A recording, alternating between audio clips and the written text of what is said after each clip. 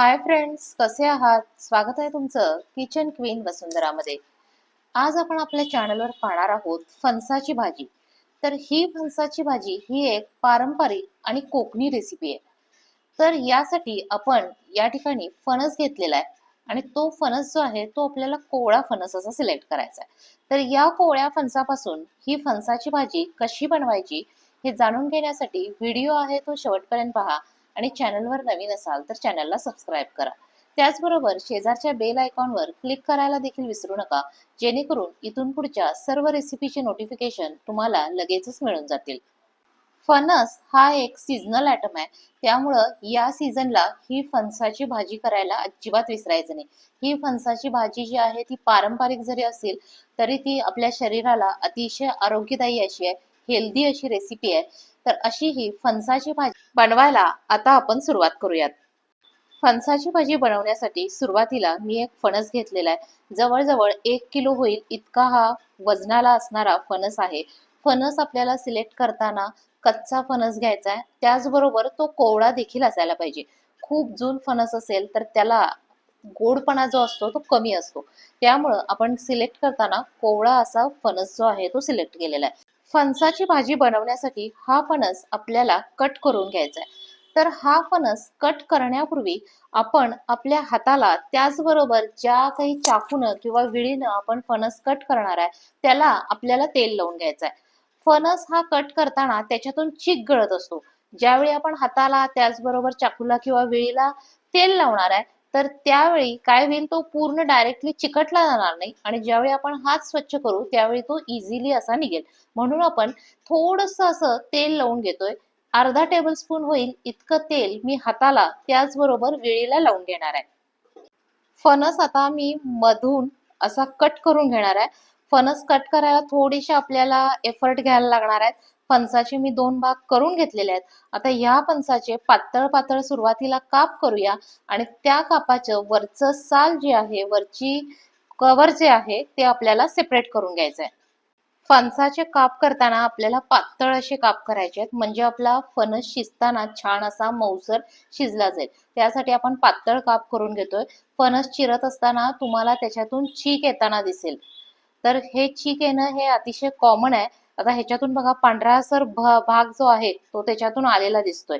आता हे सगळे जे आहेत ते मी पहिल्यांदा पीस करून घेते आणि त्या पिसाचे आपल्याला वरचे साल जे आहे ते काढून घ्यायचे. फणस हा लगेचच काळा पडायला सुरुवात होतो, त्यामुळं भाजी बनवायला सुरुवात करताना आपण फणस जो आहे तो चिरून घ्यायचा आणि लगेचच भाजी बनवायला सुरुवात करायची. फणस खूप वेळ असा कट करून बाजूला ठेवायचा नाही. आता बघा ह्याची वरची साल जी आहे ती मी काढून घेतेय. वरची साल काढून घेतल्यानंतर अशा प्रकारे आपल्याला फणसाचा भाग जो आहे तो दिसून येईल. याच्यामध्ये आपल्याला कोणत्याही प्रकारचं बिया वगैरे काही दिसत नाही आहेत, कारण फणस जो आहे तो अतिशय कोवळा आहे. ही भाजी बनवण्यासाठी फणसाची साल काढणं आणि त्याचे कटिंग करणं हे थोडंसं जिकिरीचं काम आहे, पण नंतरची प्रोसेस जी आहे ती अतिशय इझी प्रोसेस आहे. तर अशा प्रकारे मी या फणसाच्या साली ज्या आहेत त्या पूर्णपणे काढून घेतलेल्या आहेत. फणसाची साल काढून झाल्यानंतर आपण त्याचे पातळ असे काप करून घेतोय आणि हे काप आपल्याला पाण्यामध्ये टाकायचे आहेत, कारण फणस जो आहे तो लगेचच काळा पडतो. आता माझ्या हाताला तुम्हाला चीक लागलेला दिसून येत असेल. पाण्यामध्ये टाकल्यावर थोडासा चीक जो आहे त्याचं प्रमाण जे आहे ते कमी होऊन जातं आणि फणस आपला काळा पडणार नाही. तर याच प्रकारे पूर्णपणे सगळा फणस आपण कट करून घेतोय.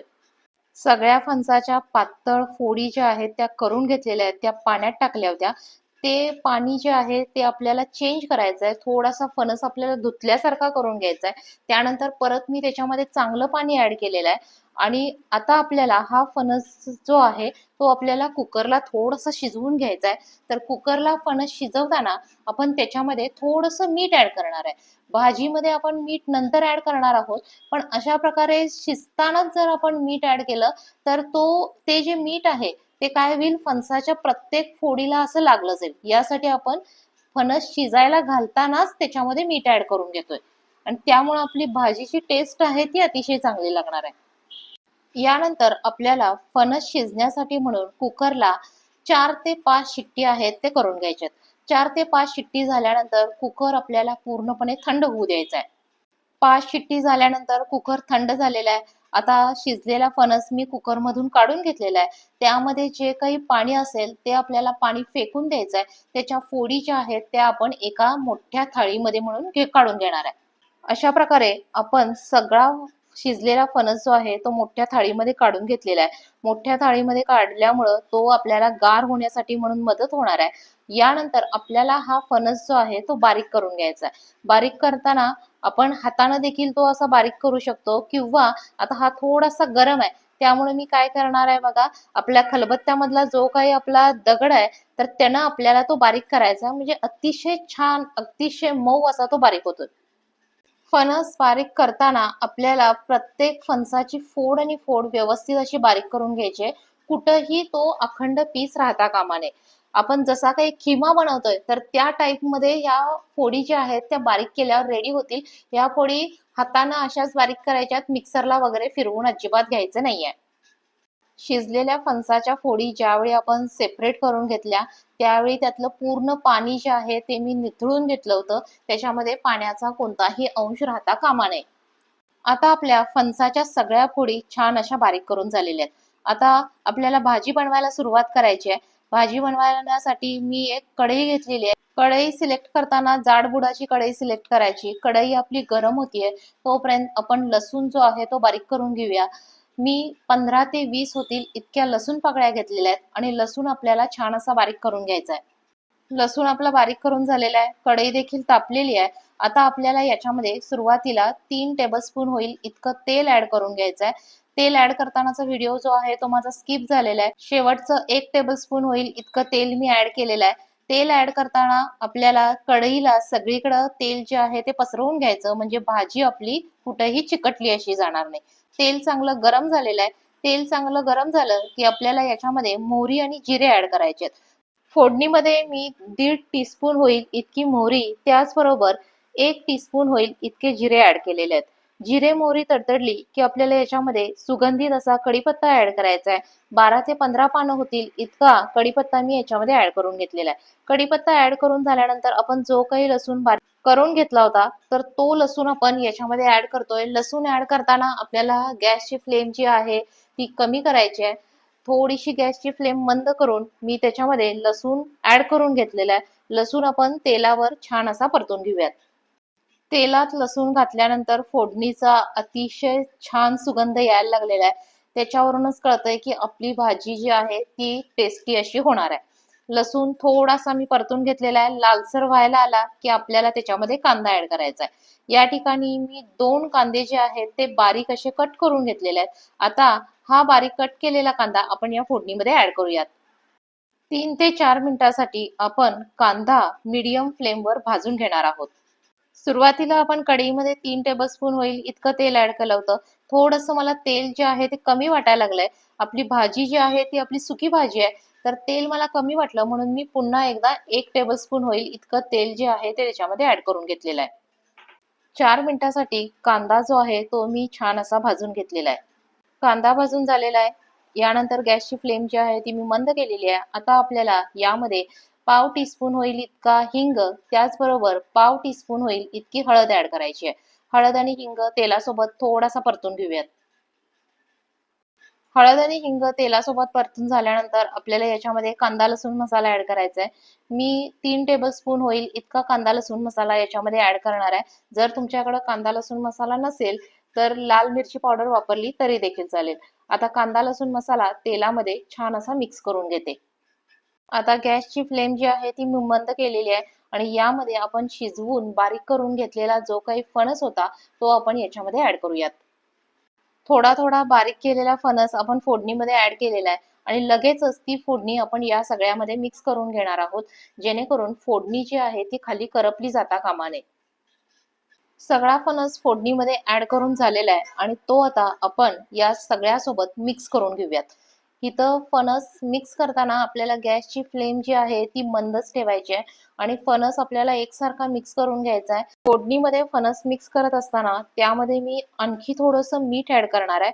फणस शिजवताना आपण मीठ ऍड केलं होतं, पण फोडणीसोबत थोडंसं आपण मीठ ऍड करतोय. मीठ ऍड करून झालेलं आहे. यानंतर आपल्याला याच्यामध्ये गरम मसाला घालायचा आहे. 1 टेबलस्पून होईल इतका गरम मसाला आपण याच्यामध्ये ऍड करून घेतोय. मीठ आणि गरम मसाला या सगळ्यासोबत मिक्स करून घेऊयात. फोडणी आणि मसाले फणसामध्ये चांगले असे मिक्स करून झालेले आहेत. यानंतर आपण याच्यावर प्लेट ठेवणार आहोत. प्लेट ठेवून गॅसची फ्लेम जी आहे ती मंद ठेवायची आहे आणि 3 ते 4 मिनिटासाठी आपल्याला याला वाफ येऊ द्यायची आहे. 3 ते 4 मिनिटानं प्लेट जी आहे ती मी बाजूला केलेली आहे. परत एकदा मी भाजी जी आहे ती हलवून घेते. भाजीला एक वाफ अशी आलेली आहे. यानंतर आपल्याला याच्यामध्ये थोडीशी कोथिंबीर जी आहे ती ऍड करायची आहे. कोथिंबीर मी बारीक कट करून घेतलेली आहे. ती कोथिंबीर आता याच्यामध्ये ऍड करूया आणि चांगली अशी मिक्स करून घेऊयात. कोथिंबीर मिक्स करून झालेली आहे. परत एकदा त्याच्यावर प्लेट ठेवते. प्लेट ठेवून 2 मिनिटासाठी पुन्हा एकदा वाफ येऊ द्यायची आहे. 2 मिनिटानंतर प्लेट बाजूला केलेली आहे. भाजी आणि परत एकदा हलवून घेतलेली आहे. भाजीची क्वांटिटी जास्त असल्यामुळं आपल्याला 2-2 मिनिटाचं अंतर ठेवून भाजी जी आहे तिला वाफ आणायची आहे आणि ती थोडीशी अशी हलवून घ्यायची आहे. एकदम भरपूर सारी वाफ आल्यानंतर आपल्याला पूर्ण भाजी जी आहे ती आपली तयार होणार आहे. 2-2 मिनिटाची वाफ देऊन अशा प्रकारे 8 ते 10 मिनिटात आपली भाजी जी आहे ती तयार झालेली आहे. भाजी आपली तयार झालेली आहे. ही भाजी आता मी एका प्लेटमध्ये सर्व केलेली आहे आणि परत एकदा त्याच्यावर कोथिंबीर जी आहे ती स्प्रेड केलेली आहे. ही भाजी तुम्ही चपाती किंवा भाकरी कशाबरोबर देखील खाऊ शकता. कोकणी पद्धतीची भाजी आहे त्यामुळं मी यासोबत तांदळाची भाकरी बनवली होती. तांदळाच्या भाकरीबरोबर याची टेस्ट जी आहे ती दुपटीनं वाढणार आहे. तर अशा प्रकारे आपली फणसाची भाजी जी आहे ती खाण्यासाठी म्हणून रेडी झालेली आहे. तर ही होती आपली आजची कोकणी पद्धतीची फणसाची भाजी बनवण्याची रेसिपी. रेसिपी आवडली असेल तर व्हिडिओला लाईक करा, शेअर करा. चॅनलवर नवीन असाल तर चॅनलला सबस्क्राईब करा. रेसिपी शेवटपर्यंत पाहिल्याबद्दल धन्यवाद. लवकरच भेटूया नवीन रेसिपीसह. तोपर्यंत बाय बाय.